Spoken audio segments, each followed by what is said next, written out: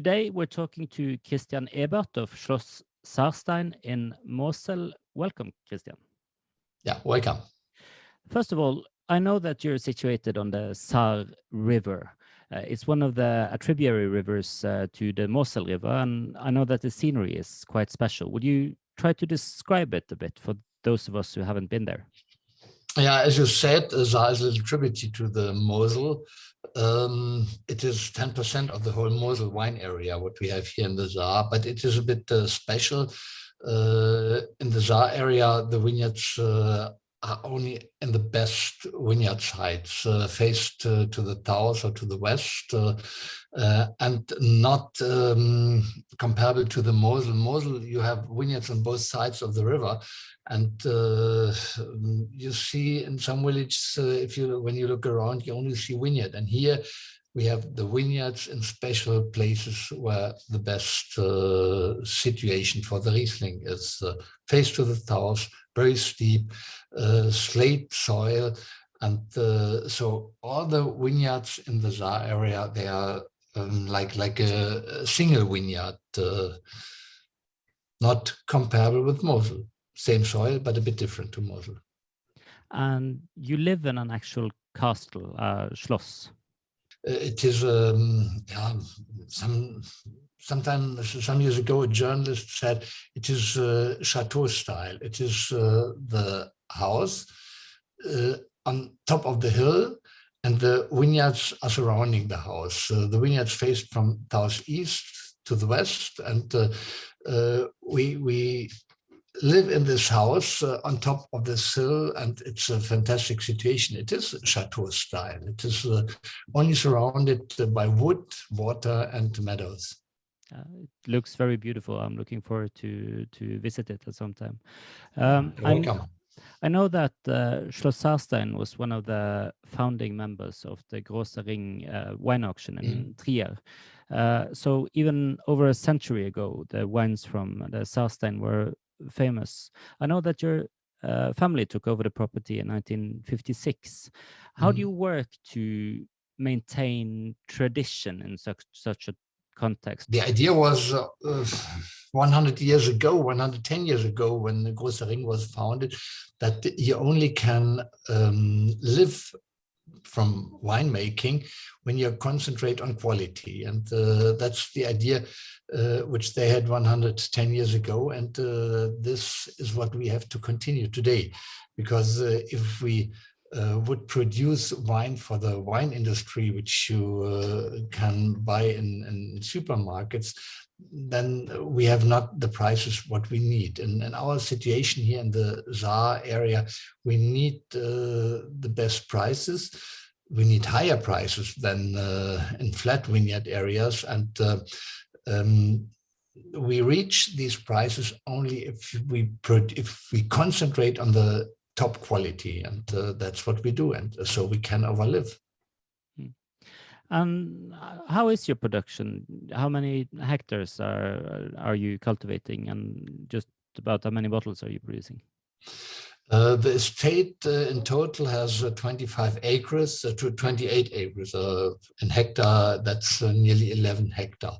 We are concentrating on Riesling. Riesling is 92% of the production. And in average, we harvest from these 11 hectares between 50 and 70,000 liters, which can be in a good year 100,000 bottles, but in average it's around 70,000 bottles. And how do you work in the vineyard when it comes to, for example, pesticides or fertilizers? We do our best to preserve the environment. That means we try to work without herbicides. But in the oldest vineyards, which are planted very small, with very narrow plantation, we have to use in some years when it's wet a bit herbicides. But the rest we can work nearly organically. Fertilizing is completely without unorganic fertilizer. What we do is we bring in dung from cow and horses and organic fertilizer, and then we work a lot with cultivation of the soil. We allow the grass to come out, and then we cut the grass, and but whenever it's possible, we work in organic way. We don't to close the door completely, become member of the biodynamic winemakers. For the top quality, the best is when you when you have a clean soil and you have not the concurrence with the herbs, and that means we have to work clean on the soil, under the grape, under the wines. Mm-hmm. Are you represented in any markets outside of Germany? About 30% of the production to the US, and in total we have more than 50% export. US 30%, then we have a good export to Switzerland, import in Sweden, where we sell a lot of wine, and we sold to Great Britain. After Brexit, it went down to zero. And then in Netherlands, we have an importer. We have an importer in Poland, in Czechoslovakia, and Czechia and Slovakia, both very good countries where we sell wine since the last 5-6 years. That's a coming new market in the East. China, we have a very good importer. And then the rest is in Germany, half to private people and half to retailers and distributors. You said that you're using that over 90% of your plantings are Riesling. What makes the Saar Riesling so special? It's 100 years ago, someone said the best Mosel wine is coming from the Saar. I don't know why we have such fantastic conditions for Riesling, but that was during the last 200-300 years, winemakers found that here, Saar and Mosel and Ruhr, of course, we have perfect conditions for Riesling. What's typical for our region? We grow wine very far in the north. Nowhere else in the world you grow wine so far in the north. We can do it because we have these steep hills where the influence of the sun is fantastic. And then we have this soil, this slate soil, which keeps the heat of the day and gives it to the wines during the night. And people found out 100 years ago that Riesling works fantastic on slate, on steep slate hills in the Mosel-Saar-Ruhr area. And is there some aromatic attributes that you think is stronger in the Saar than it is, for instance, in the rest of Germany or in the rest of Mosel, for that sake? Well, Riesling wines are very aromatic and they have a lot of fruit, but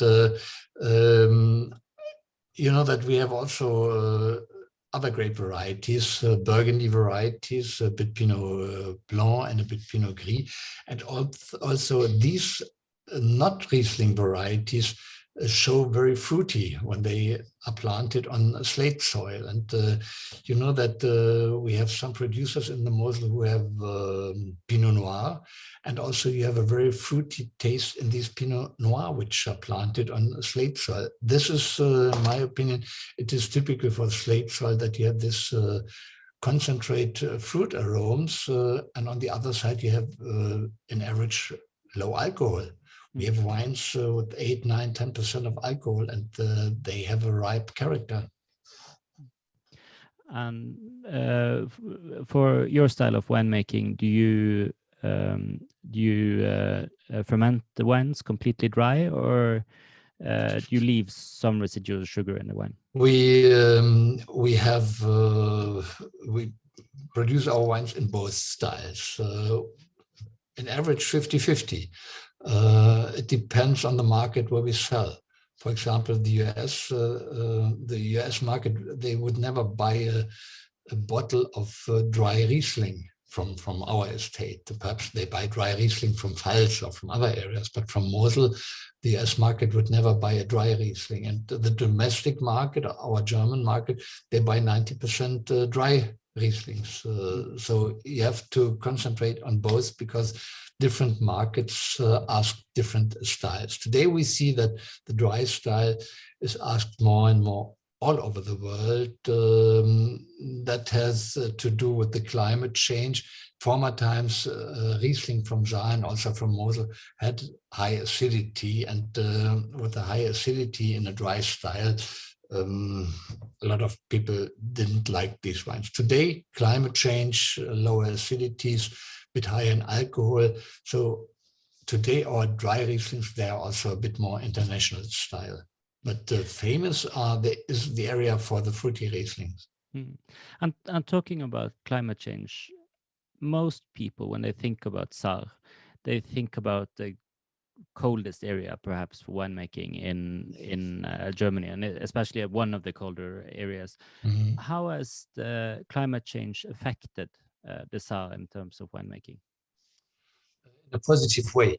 I said, former times, Riesling from Saar had high acidity, and the alcohol level was very low.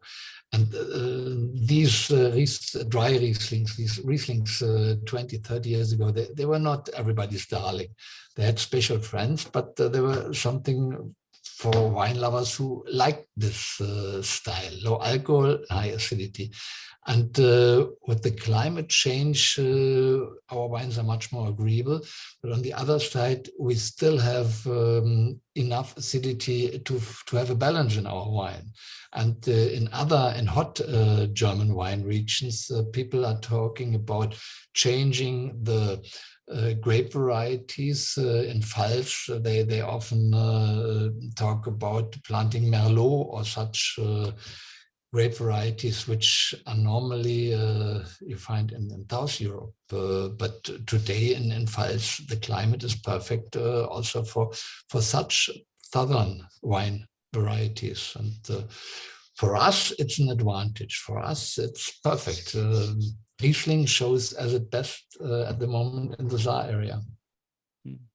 I read a quote from you saying that every wine should be able to see the river. Why do you think this is important? It was something which I said some years ago when we created our brochure. And for me, it is something which is important. It was more important 20 years ago because the water of the river gives always a little bit heat. And this little heat protects us from frost. And the second thing is that you have the reflection of the surface of the river, which also brings a positive influence to the quality of the wine. So, for me, it is an important thing for a good vineyard site. But you know that we have vineyard sites which don't see the river, and they also produce great wines. Thank you very much for talking to us today, Christian Ebert of Schloss Saarstein in Saar in Mosel. Her er en VDP-produsent som ikke er i Norge. Schloss Saarstein er et litt sånn chateau- eller mansion-aktig slott som ligger langs elven Saar, som en sideelv til Mosel, et tradisjonell produsent som har holdt til der i godt over 100 år. Dette er Schloss Saarstein Riesling Trocken 2020, og verdt å merke at det er klassifisert som en ortsvein i VDP, og ikke som en godsvein. Vinen er klar, den er medium minus intens på farge. Den dufter av litt sånn sitrussymfoni, vil jeg si, altså. Vi har lime, vi har sitron, vi har appelsinskall. I tillegg til det litt nesle og litt urter. Det har vært å få med seg også et lite sånn skiferpreg, litt sånn steinaktig preg som ligger inni der i munnen.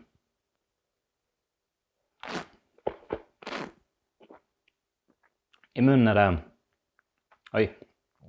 det høy syre. Her finner vi også litt blomster når vi smaker på den. Det er medium minus fylde, og vinen er tørr.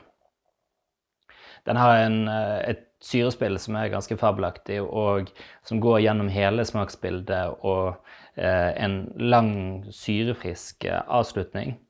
Men det er verdt å merke seg at her er det ganske god stofflighet, og den har litt kropp, sånn at det er ikke sånn at den blir litt sånn knokkeltråkken, som noen kaller det, eller beinaktig. Men det er litt kjøtt på beinet her, og dette er en bra riesling som jeg synes det drikker godt. Det er ikke vits for meg å komme med så fryktelig mange matanbefalinger til riesling, for det kjenner dere godt til selv, men selvfølgelig alt fra sjømat til, jeg tror dette her, og spesielt litt sånne smårike svineretter, tror jeg er helt konge, altså.